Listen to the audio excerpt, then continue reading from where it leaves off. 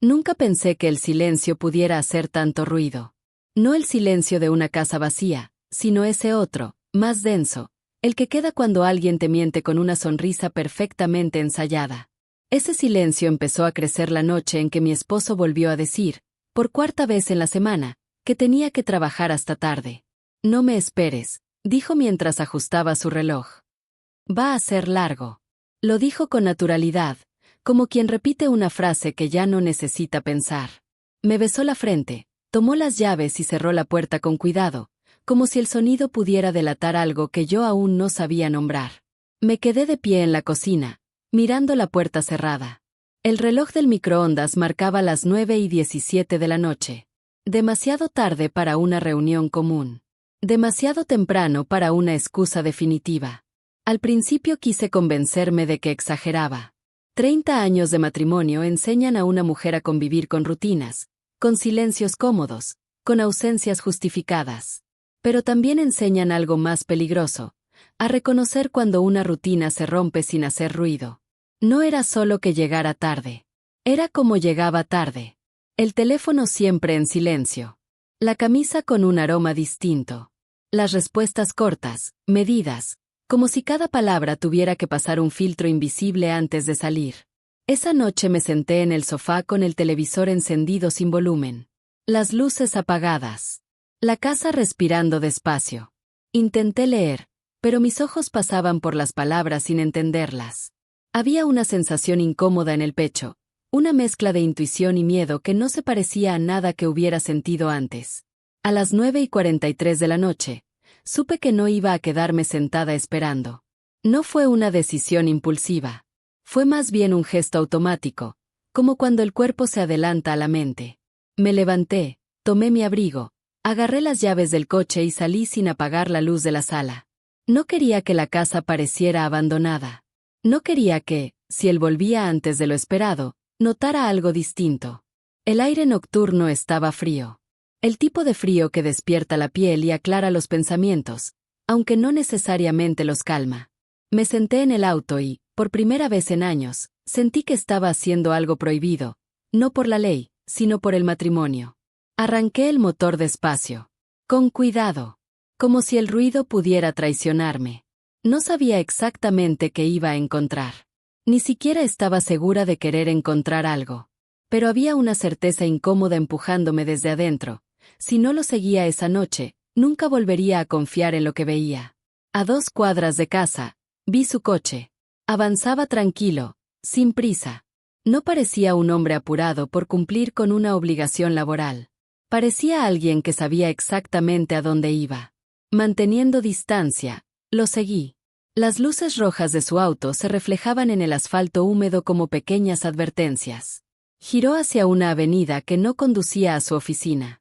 Lo justificó en mi cabeza durante unos segundos. Atajo, pensé. Tráfico. Mentiras pequeñas que yo misma me ofrecía para no enfrentar otras más grandes. Pero luego giró otra vez. Y otra. Cada calle nos alejaba más del centro. Los edificios de oficinas quedaron atrás, reemplazados por restaurantes cerrados, hoteles discretos, calles mal iluminadas que parecían diseñadas para pasar desapercibidas. Mi corazón empezó a latir con una fuerza torpe. No era miedo aún. Era expectativa. Esa sensación peligrosa de estar a punto de descubrir algo que no se puede devolver a su lugar. Finalmente, se detuvo. Un estacionamiento pequeño, casi escondido entre 2 edificios antiguos. No había letreros llamativos. Solo una luz amarilla parpadeando y un guardia medio dormido en una garita. Apagué las luces del coche antes de entrar. Me estacioné lejos, detrás de una camioneta vieja. Desde ahí podía verlo todo sin ser vista. O eso creía. Mi esposo bajó del auto. Se acomodó la chaqueta. Miró alrededor, no con nerviosismo, sino con costumbre. Como alguien que ha hecho ese mismo movimiento muchas veces. Entonces ocurrió algo que me dejó sin aire. Sonrió. No la sonrisa educada que usaba conmigo últimamente. No la sonrisa cansada del hombre que llega tarde a casa. Era una sonrisa distinta. Suelta. Viva. Una que yo no veía desde hacía años. Desde la entrada del edificio salió una mujer. No la vi con claridad al principio. Solo una silueta. Cabello oscuro. Paso seguro. Tacones que resonaban en el cemento con una familiaridad incómoda. Se acercó a él sin dudar, como si supiera exactamente dónde encontrarlo. No se abrazaron de inmediato. Hablaron. Rieron. Ese detalle fue peor que cualquier contacto físico. La risa compartida. La complicidad. Ese lenguaje silencioso que solo existe cuando dos personas ya se conocen demasiado. Sentí que algo se rompía, lento, adentro de mí. No lloré. No grité. No golpeé el volante. Me quedé quieta, observando, como si mi cuerpo hubiera decidido desconectarse para no colapsar. Tomé nota de cada gesto, de cada inclinación de cabeza, de la forma en que la miraba, como ya no me miraba a mí. Entraron juntos al edificio. Esperé. No sabía qué esperaba exactamente. ¿Un error? ¿Que salieran y todo fuera una explicación ridícula que yo pudiera perdonar? Pero los minutos pasaban y el estacionamiento seguía igual de silencioso. Miré el reloj. 10:18 de la noche. 30 años de matrimonio desfilaban por mi mente como fotografías mal ordenadas. Los sacrificios. Las renuncias. Las veces que me quedé en casa para que él pudiera crecer profesionalmente. Las cenas frías. Las promesas postergadas. Y entonces entendí algo que me heló la sangre. Esto no había empezado esa noche. Eso era lo más doloroso. No la escena en sí, sino la certeza de que yo había llegado tarde a mi propio engaño.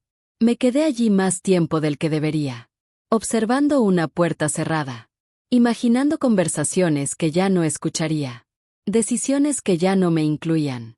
Cuando finalmente regresé a casa, eran casi las 11. La luz de la sala seguía encendida, exactamente como la había dejado. Me quité el abrigo despacio, como si un movimiento brusco pudiera desatar algo irreversible. Me senté en el mismo sofá. El televisor seguía sin sonido. La casa seguía respirando lento. Pero yo ya no era la misma mujer que había salido de allí una hora antes. Y mientras esperaba su regreso, sin saber qué iba a decir ni qué iba a hacer, una idea empezó a tomar forma en mi cabeza. No era venganza. No todavía. Era algo más frío. Más peligroso. Observación. Porque si algo había aprendido esa noche, era que las verdades más devastadoras no se revelan con confrontaciones, sino con paciencia. No dormí esa noche. No porque esperara su regreso, sino porque el cuerpo se niega a descansar cuando la mente ha descubierto algo que no sabe cómo acomodar. Me quedé acostada boca arriba, contando respiraciones, escuchando cada crujido de la casa como si fuera una confesión tardía. Llegó cerca de la 1 de la madrugada. Reconocí el sonido del auto antes de que la puerta se abriera. Siempre había sabido distinguirlo. Antes, ese sonido significaba alivio. Esa noche fue solo una confirmación amarga. Entró despacio. Demasiado. Se quitó los zapatos con cuidado exagerado, como si el silencio fuera una forma de respeto. Se asomó a la sala y me vio con los ojos cerrados. Fingí dormir. No fue difícil. El cansancio emocional pesa más que cualquier actuación. Se inclinó, me acomodó una manta sobre las piernas. Ese gesto casi me quiebra. Porque durante un segundo dudé. Dudé de mí. Dudé de lo que había visto. Dudé de todo. Pero luego sentí su mano retirarse con rapidez. Como si el contacto fuera peligroso. Como si yo ya no fuera un lugar seguro. Y supe que no estaba equivocada. Los días siguientes se deslizaron con una normalidad inquietante. Desayunos breves. Conversaciones funcionales. Preguntas que no profundizaban. Respuestas que no explicaban. Éramos dos actores respetando un guión que ninguno había escrito del todo. Yo observaba. No con rabia todavía. Con atención. Noté que cambiaba de camisa antes de salir, incluso si no había sudado. Que revisaba el teléfono con un ángulo que yo no alcanzaba a ver. Que sonreía solo, a veces, frente a la pantalla. Empecé a memorizar horarios. Martes y jueves, las salidas se alargaban. Los viernes, siempre tenía algo urgente. Los sábados, curiosamente, no. Eso me intrigó más que todo. Una noche, mientras él se duchaba, su teléfono vibró sobre la mesa. No lo toqué. Ni siquiera me acerqué. Pero vi el nombre que apareció en la pantalla. No era un nombre femenino evidente. Era neutro. Cuidadosamente neutro. Aprendí algo importante ese día. Cuando alguien quiere ocultar una vida, empieza por cambiarle el nombre a las personas. No dije nada. No pregunté. No insinué. Me convertí en algo que nunca había sido dentro de mi propio matrimonio. Una espectadora. Volví a seguirlo una semana después. Luego otra. Y otra. Siempre el mismo edificio. Siempre el mismo horario aproximado. Siempre esa sonrisa que me dolía más que cualquier traición explícita. Pero empecé a notar detalles nuevos. No entraban de inmediato. A veces se quedaban en el coche, hablando. Otras caminaban unos metros antes de volver. Había gestos que no correspondían solo a una aventura apresurada. Había intimidad, rutina, confianza. Una noche los vi discutir. Nada dramático. Una discusión baja, controlada. Ella gesticulaba. Él negaba con la cabeza. Luego, silencio. Después, él le tomó la mano. Ese gesto me dejó sin aliento. Porque no fue un gesto de deseo. Fue un gesto de calma. Esa noche, cuando regresó a casa, me habló más de lo habitual. Me contó una anécdota del trabajo. Rió. Me miró a los ojos. Incluso me preguntó cómo había estado mi día. Sentí una náusea lenta, profunda. No por la mentira, sino por la habilidad. Empecé a preguntarme cuántas versiones de él habían existido sin que yo lo supiera. Cuántas veces había llegado cansado de otra vida para descansar en la mía. Busqué respuestas donde nunca había mirado. Estados de cuenta. Horarios. Pequeñas incoherencias. Nada escandaloso. Nada obvio. Todo estaba diseñado para no levantar sospechas. Y entonces entendí algo que me hizo sentir estúpida y lúcida al mismo tiempo. No estaba improvisando. Esto llevaba tiempo. Mucho tiempo. Una tarde, limpiando el closet, encontré una camisa que ya no usaba conmigo. Demasiado elegante para una reunión cualquiera. Todavía conservaba ese aroma distinto. No la olí con desesperación. La sostuve como quien examina una prueba frágil. La guardé donde estaba. No quería destruir nada todavía. Lo más extraño fue lo que empezó a pasar dentro de mí. El dolor no crecía como esperaba. Se transformaba. Se volvía más frío. Más preciso. Ya no lloraba en silencio. Empezaba a pensar. ¿Qué hacía yo ahí? ¿Desde cuándo había aceptado migajas disfrazadas de estabilidad? ¿En qué momento el amor se volvió costumbre tolerada? Una noche, mientras cenábamos, mencionó de pasada el nombre del edificio donde lo veía entrar. No como confesión. Como casualidad. Dijo que había una oficina satélite ahí. Lo dijo mirándome fijamente. Como si quisiera saber cuánto sabía yo. Como si estuviéramos midiendo fuerzas sin admitirlo. Asentí. Sonreí. Le creí, en voz alta. Por dentro, algo se acomodó. Entendí que esto ya no era solo una traición. Era una negociación silenciosa. Él apostaba a que yo seguiría siendo la mujer que no pregunta demasiado. Yo apostaba a algo distinto. Empecé a escribir. No cartas. Notas. Fechas. Horarios. Detalles.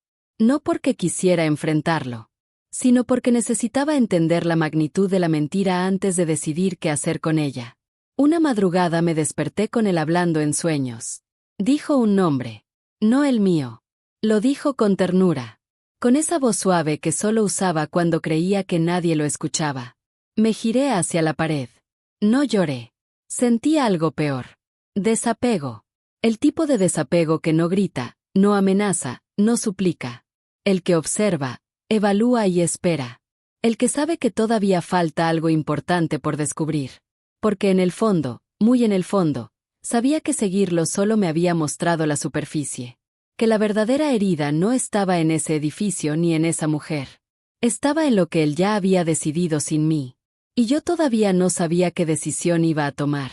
Pero empezaba a entender que el silencio también puede ser un arma. Seguirlo había sido el primer impulso. Dejar de seguirlo fue la verdadera decisión.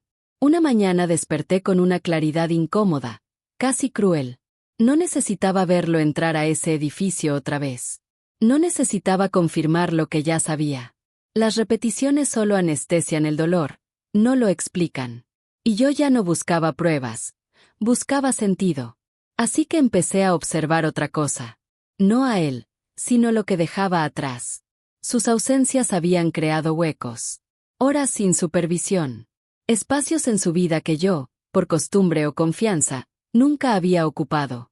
Me di cuenta de que conocía sus rutinas, pero no sus trayectos. Sus horarios, pero no sus intermedios. Su cansancio, pero no su alivio. Fue entonces cuando algo pequeño, casi insignificante, llamó mi atención. Una mañana olvidó una libreta en el coche. No era habitual. Él era meticuloso con sus cosas. Demasiado. La libreta estaba cerrada, sin nombre, sin distintivos. Negra. Simple. El tipo de objeto que no quiere ser recordado. La dejé donde estaba todo el día. No la abrí de inmediato. La miré varias veces desde la ventana de la cocina, como si fuera un animal dormido que podía despertar de mal humor. Por la noche, cuando él ya dormía, bajé al garaje. El coche todavía conservaba el calor del día. Me senté en el asiento del copiloto. Cerré la puerta con cuidado. El silencio ahí dentro era distinto. Más íntimo. Como si estuviera entrando en una habitación que no me pertenecía. Abrí la libreta. No había declaraciones de amor. No había frases cursis. No había dibujos. Había listas. Fechas. Direcciones. Nombres abreviados. Montos. Mi primera reacción fue confusión. Esto no parecía el registro de una aventura. Parecía otra cosa. Algo más estructurado. Más frío. Más peligroso. Pasé las páginas lentamente. Mi pulso se mantenía extrañamente estable. Como si mi cuerpo hubiera decidido protegerme del impacto completo. Entonces vi una dirección que reconocí. No era el edificio donde lo había seguido. Era otra. Un lugar donde habíamos ido juntos años atrás. Un sitio anodino. Inofensivo. El tipo de lugar que uno olvida rápido, salvo que tenga una razón para recordarlo. Cerré la libreta. No quise leer más. Todavía no. Durante los días siguientes, empecé a notar algo que antes había pasado por alto. El dinero. No faltaba. No sobraba. Simplemente se movía. Cantidades pequeñas. Retiradas regulares. Siempre por debajo del umbral que despierta preguntas. Era cuidadoso. Demasiado. Una tarde decidí ir a esa dirección. No para confrontar. No para entrar. Solo para ver. El lugar era un edificio discreto, sin señales llamativas. Oficinas pequeñas. Consultorios. Empresas de nombres genéricos. Entradas y salidas constantes que no se detenían en nadie. Me quedé en el coche, observando. No vi a mi esposo. Vi algo peor. Vi a la mujer. Entró sola. Salió sola. Pero no parecía una visita ocasional. Saludó al recepcionista. Caminó sin dudar. Como alguien que pertenece. No era solo una amante. Era parte de algo. Esa noche, cuando él llegó a casa, me habló de un proyecto nuevo. Algo que lo entusiasmaba. Noté el brillo en sus ojos. El mismo brillo que había visto en el estacionamiento. No era culpa lo que lo iluminaba. Era propósito. Y eso me aterrorizó. Porque entendí que no estaba traicionándome por debilidad. Lo estaba haciendo por convicción. Esa fue la noche en que soñé despierta. Me vi a mí misma dentro de nuestra casa, años después, preguntándome en qué momento exacto había decidido no saber. Y supe que si seguía así, ese momento sería ahora. Volví a la libreta. Esta vez leí todo. Los nombres abreviados correspondían a personas que no conocía. Algunos se repetían. Otros aparecían solo una vez. Las direcciones variaban, pero había un patrón. Lugares de tránsito. Sitios donde nadie se queda demasiado tiempo. No era una doble vida emocional. Era una doble vida logística. Y entonces, casi al final, encontré algo que me heló la sangre. Mi nombre. No completo. Solo una inicial. Acompañada de una fecha futura. No había monto. No había explicación. Solo esa inicial. Mi inicial. Cerré la libreta con violencia contenida. Me quedé sentada en el coche, respirando aire frío, tratando de entender cómo había pasado de sospechar una infidelidad a encontrarme en medio de algo que no podía nombrar del todo. Esa noche no dormí. Pero no por miedo. Por cálculo. Empecé a repasar cada conversación de los últimos meses. Cada cambio de humor. Cada gesto. Todo adquiría una lógica inquietante. No estaba improvisando. Estaba preparando algo. Y yo estaba incluida. Al día siguiente actué como siempre. Desayuno. Preguntas rutinarias. Sonrisas suaves. Me observó más de lo normal. Como si intuyera que algo se había movido. Te noto distinta, dijo. Cansada. Respondí. No era mentira. La mujer volvió a aparecer en mi campo visual 2 días después. Esta vez no fue casual. Fue seguimiento. La vi salir del edificio y subirse a un coche que no era el mismo de antes. Cambiaba de vehículo. De rutas. De horarios. Era prudente. Y mi esposo también. Entendí entonces que el golpe emocional que se avecinaba no iba a ser una escena descubierta ni un enfrentamiento dramático. Iba a ser algo más silencioso. Más devastador. Una decisión tomada sin mí. Un plan ejecutado mientras yo preparaba la cena. Esa noche, mientras lo veía dormir, me senté al borde de la cama y lo observé como si fuera un extraño. No sentí odio. Ni siquiera tristeza. Sentí una distancia nueva, irreversible. Porque ya no me preguntaba si me estaba engañando. Me preguntaba qué iba a perder yo cuando todo saliera a la luz, y que estaba dispuesto él a sacrificar. Y por primera vez desde que lo seguí aquella noche, tuve miedo. No de quedarme sola, sino de haber vivido tantos años al lado de alguien que podía borrarme de su historia sin hacer ruido. Algo estaba por romperse. No sabía cuándo. No sabía cómo. Pero supe, con una certeza helada, que la observación silenciosa había terminado. Y que el próximo movimiento no iba a ser suyo. La primera señal no fue una confesión. Fue una carta. No llegó a casa. Llegó a mi nombre, a una dirección que no reconocí de inmediato, escrita con una letra prolija, distante, casi profesional. No tenía remitente. Solo mi nombre completo, como si quien la hubiera enviado necesitara dejar claro que sabía exactamente a quién estaba buscando. La abrí en el coche, antes de regresar a casa. No quería que el papel cruzara el umbral de nuestra vida cotidiana. Intuía, con una certeza amarga, que una vez dentro, nada volvería a sentirse igual. El contenido era breve. Demasiado breve para algo tan cargado. No sé qué sabe usted, pero creo que merece saber más. No es la única a la que le han mentido. No había firma. No había amenaza. Solo una invitación implícita. Leí esas líneas una y otra vez hasta que dejaron de parecer palabras y se convirtieron en una presión constante en el pecho. No era miedo lo que sentía. Era reconocimiento. Alguien más había visto las grietas. Alguien más había decidido no callar. Guardé la carta en la guantera y conduje a casa con las manos firmes sobre el volante, como si la estabilidad del trayecto pudiera contagiarme algo de control. Esa noche, él llegó más tarde que de costumbre. No me levanté del sofá. No fingí dormir. No actué. Lo observé entrar, quitarse el abrigo, mirarme de reojo. Noté una tensión distinta en su cuerpo. Algo se había movido en su mundo también. Y supe, sin necesidad de confirmarlo, que la red empezaba a cerrarse. ¿Todo bien?, preguntó. Sí, respondí. ¿Y tú? Hizo una pausa mínima antes de responder. Imperceptible para cualquiera que no hubiera aprendido a medirlo en silencios. Cansado. Asentí. Nada más. Los días siguientes fueron un ejercicio de contención. Cada gesto cotidiano se sentía cargado. Cada palabra podía ser la equivocada. No volví a seguirlo. Ya no era necesario. Algo más grande se estaba moviendo, y yo solo necesitaba observar desde adentro, como había aprendido a hacer.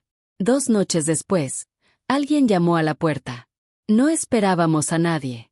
Mi esposo se levantó primero. Lo vi tensarse antes incluso de abrir. Reconoció algo en el sonido de los nudillos. Cuando abrió, no sonrió. Era la mujer. No llevaba tacones esta vez. ni maquillaje llamativo.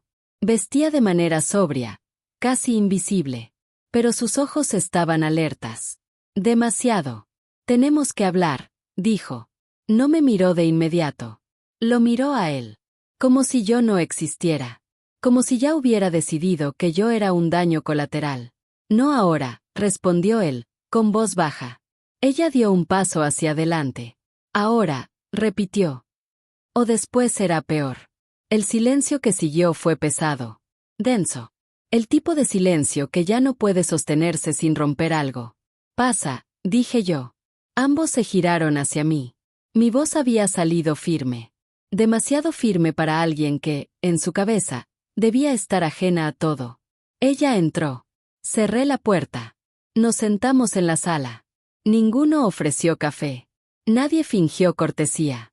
El aire estaba cargado de una verdad que había esperado demasiado. No vine a destruir nada, dijo ella, finalmente. Eso ya está hecho. Mi esposo bajó la mirada. No negó. No explicó. Solo respiró hondo. Ella no sabe todo, dijo él. Ella rió. Una risa breve. Sin humor. Nadie sabe todo, respondió. Ese es el problema. Me miró por primera vez. Lo siento, dijo. No por lo que imagina, sino por lo que todavía no sabe. Ese fue el momento exacto en que entendí que la infidelidad había sido solo la superficie. El anzuelo. Lo que realmente venía era otra cosa. Ella habló. No con dramatismo. Con precisión. Explicó cómo lo había conocido. No en un contexto romántico, sino práctico. Un proyecto. Una propuesta. Algo que había empezado como colaboración y se había transformado en dependencia. No emocional. Funcional. Él siempre tuvo un plan, dijo. Y siempre tuvo una salida. Me miró otra vez. Usted nunca estuvo en ese plan. Mi esposo levantó la cabeza. Eso no es verdad. Ella lo miró con una mezcla de cansancio y lástima. Entonces dime, respondió, ¿por qué tu esposa aparece en tus notas como una variable? El aire se me fue del pecho. No pregunté a qué se refería. Ya lo sabía. Él no respondió. No pudo. Ella se levantó. Ya no quiero ser parte de esto, dijo. Ni de él, ni de lo que está por venir. Se acercó a mí. Tenga cuidado, susurró. Porque cuando esto explote, no va a ser limpio. Salió sin mirar atrás. Mi esposo se quedó sentado, inmóvil. La fachada había caído. No quedaban mentiras pequeñas que usar como escudo. ¿Qué es todo esto? Pregunté. Tardó en responder. Cuando lo hizo, su voz ya no era la del hombre que yo conocía. Un error que se me fue de las manos. No, respondí. Los errores se confiesan. Esto se ocultó. Me miró como si estuviera viendo por primera vez a alguien que ya no podía manipular. No sabes en lo que estás metiéndote, dijo. Eso mismo pensé yo, respondí. Hasta que me metiste sin preguntarme. No hubo gritos. No hubo lágrimas. Solo una verdad cruda, colocada entre los dos como un objeto peligroso. Esa noche dormimos en habitaciones separadas. Y mientras escuchaba el murmullo lejano de la casa, supe que el golpe emocional que había empezado con una sospecha, estaba a punto de volverse irreversible. Porque ya no se trataba de amor. Ni siquiera de traición. Se trataba de control. Y yo acababa de salirme del lugar donde él me había puesto. Los días posteriores a la visita de aquella mujer no trajeron respuestas inmediatas. Trajeron algo peor. Un silencio espeso, incómodo, que se instaló en la casa como un huésped que no piensa irse. Ya no era el silencio de antes, ese que yo confundía con rutina o cansancio compartido. Este era otro. Uno que se tensaba en cada esquina, que parecía escuchar incluso cuando no hablábamos. Mi esposo empezó a observarme más de lo habitual. No con curiosidad, sino con cálculo. Lo noté en detalles pequeños, casi invisibles. En cómo preguntaba a qué hora saldría. En cómo dejaba su teléfono boca abajo incluso cuando estaba solo conmigo. En cómo cerraba la puerta del estudio con llave, algo que nunca había hecho en años de convivencia. Yo, en cambio, empecé a hacer lo contrario. Dejé puertas abiertas. Dejé objetos a la vista. Dejé que creyera que todo seguía igual, porque había entendido algo esencial. El peligro no estaba en lo que yo no sabía, sino en lo que él pensaba que yo nunca sabría. Una mañana, mientras él se duchaba, entré al estudio. No revisé cajones. No forcé contraseñas. No toqué nada que pudiera delatarme. Me senté en la silla frente al escritorio y miré. Solo miré. Había papeles ordenados con un cuidado excesivo. Carpetas etiquetadas con nombres genéricos. Fechas. Códigos. Nada que gritara ilegalidad, pero todo demasiado pulcro para ser inocente. La obsesión por el orden suele ser un síntoma cuando alguien intenta controlar demasiadas variables. No tomé nada. No fotografié nada. Me levanté y salí antes de que el vapor del baño desapareciera. Ese día, por primera vez en semanas, salí de casa sin decirle a dónde iba. Conduje sin rumbo durante casi una hora, hasta que estacioné frente a un edificio gris, anodino, que parecía diseñado para no ser recordado. Había pasado por allí cientos de veces sin saberlo. Allí trabajaba una antigua colega suya, alguien que había aparecido en conversaciones viejas, siempre mencionada con respeto distante. Nunca con afecto. Entré con el pulso firme y una historia simple. No mentí del todo. Solo omití. Creo que mi esposo está en problemas, dije. Y necesito saber si eso puede alcanzarme. La mujer que me atendió no reaccionó de inmediato. Me observó como quien evalúa si alguien está listo para escuchar algo que no pidió explícitamente. Cuando alguien hace esa pregunta, respondió, generalmente ya está alcanzado. No dije nada más. Tampoco ella. El silencio volvió a jugar a mi favor. No puedo darle detalles, continuó. Pero sí puedo decirle esto. Hay movimientos que no se hacen solos. Y cuando uno cae, suele intentar arrastrar a quien tenga más cerca. Sentí un frío lento recorrerme la espalda. No sorpresa. Confirmación. ¿Y qué hace uno en ese caso? Pregunté. La mujer me sostuvo la mirada. Empieza a dejar pruebas de que no estaba mirando hacia otro lado. Salí de allí con una claridad incómoda. Ya no se trataba de descubrir una traición sentimental. Eso había quedado pequeño. Se trataba de proteger algo más básico. Mi nombre. Mi historia. Mi futuro. Esa noche, cuando mi esposo llegó, me encontró tranquila. Demasiado tranquila. Tenemos que hablar, dijo él. Asentí. Me senté frente a él. No crucé los brazos. No levanté barreras. Lo dejé hablar. Hay cosas que no entiendes. Empezó. Y es mejor que no intentes hacerlo. Eso decidiste tú, respondí. No yo. Su mandíbula se tensó. Te estás metiendo donde no debes. No, dije con suavidad. Estoy saliendo de donde tú me pusiste sin preguntarme. Por primera vez desde que lo conocía, lo vi dudar. No era miedo aún. Era descoloque. El tipo de reacción que aparece cuando alguien deja de comportarse según el guión previsto. Necesito que confíes en mí, dijo. La frase cayó entre nosotros como algo viejo, gastado. Eso ya lo hice, respondí. Ahora necesito que entiendas algo tú. Se inclinó hacia adelante. No voy a cubrir nada que no entiendo. No voy a afirmar nada que no lea. Y no voy a fingir ignorancia si alguien me pregunta. El silencio volvió a estirarse, pero esta vez no me aplastó. Lo hizo a él. ¿Alguien te habló? Preguntó. No respondí de inmediato. Dejé que la pregunta se pudriera un poco en el aire. ¿Importa? Dije al final. Si nadie hubiera hablado, igual habría llegado aquí. Se levantó de golpe. Caminó por la sala. Pasó la mano por su cabello. El control empezaba a resquebrajarse. No sabes lo que estás provocando, dijo. Eso mismo pensé yo, respondí. Hasta que entendí que no fui yo quien empezó nada. Esa noche volvió a dormir fuera de casa. No dio explicaciones. No las pedí. Los días siguientes trajeron llamadas que no eran para mí, pero que escuché. Conversaciones cortadas al verme entrar. Reuniones urgentes que aparecían y desaparecían de la agenda. El castillo empezaba a mostrar grietas visibles. Un viernes por la tarde, recibí un correo anónimo. Sin saludo. Sin despedida. Solo un archivo adjunto. Lo abrí sin prisa.